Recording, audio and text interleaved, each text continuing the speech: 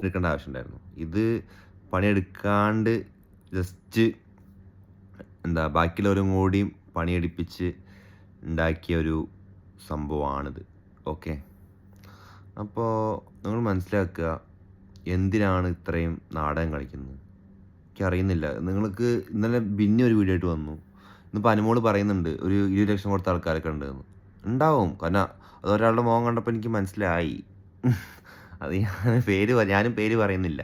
ബുദ്ധി ഉണ്ടെങ്കിൽ നിങ്ങൾ മനസ്സിലാക്കിക്കോ. ഒരാളുടെ മുഖവും എൻ്റെ ഭാവം കണ്ടപ്പോൾ ലാസ്റ്റ് കണ്ടപ്പോൾ ജസ്റ്റ് വീണ്ടും പൈസ ഇറക്കിയിട്ട് വീണ്ടും കുറച്ച് കാര്യങ്ങൾ ചെയ്യുന്നത് കണ്ടപ്പോൾ മനസ്സിലായി. അപ്പോൾ അത് പോട്ടെ.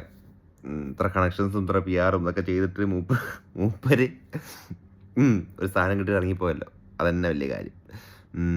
ഇതൊന്നും ആരും അറിയില്ല. പേടി എന്തിന് പേടിക്കണം? നിങ്ങൾക്ക് പേടിക്കണ്ടേ? ഈ ഒരു കാര്യത്തിൽ അഖിൽമാരാറിനെ കൊട്ടിയപ്പൻ്റെ മോളെ നീ മാറ്റിക്കൊട്ടല്ലേ. അതായത് ഒരു കൊട്ടിക്കൂടെ ഒന്നുകൂടി ഒരു വെടിക്ക് 2 പക്ഷി. കാരണം റീച്ച് കൂടും. അഖിലേട്ടനെ കൊട്ടിയാൽ വീണ്ടും റീച്ച് കൂടും. ആ തട്ട് താഴ്ന്നു തന്നെ ഇരിക്കും. ബിഗ് ബോസ് ചരിത്രത്തിൽ നീ ഈ സീസൺ 7 വരെ ഏത് സീസണിൽ മാരാർ പോയി കളിച്ചാലും മാരാറിനെ ജയിക്കുള്ളൂ. അപ്പോൾ സാബുമോൻ ജയിച്ച സീസണിലായാലും മാരാറിനെ ജയിക്കുള്ളൂ. അത് അങ്ങനത്തെ ഒരു മനുഷ്യനാണ്. കാരണം അദ്ദേഹത്തിന് അറിയാം എന്താ ശരിയായ തെറ്റെന്നൊക്കെ.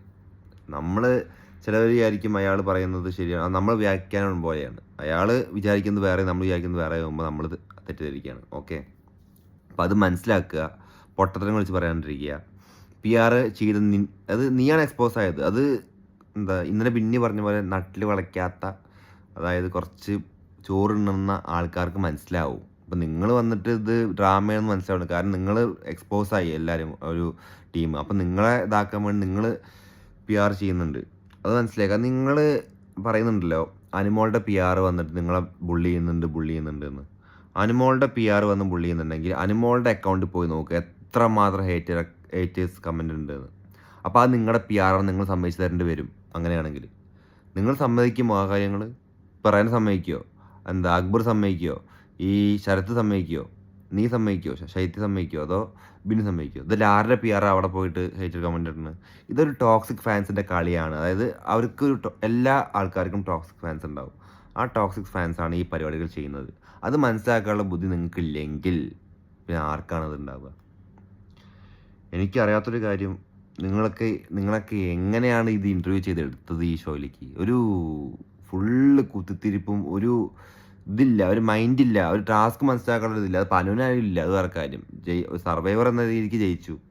ആ ഒരു തന്നെ ഉള്ളൂ. അതാണ് സർവൈവർ ഓഫ് ദ ഫിറ്റസ്റ്റ് എന്ന ഷോയുടെ പേര്. അതുകൊണ്ടാണ് സപ്പോർട്ട് ചെയ്തത് ആൾക്കാർ ജയിച്ചു.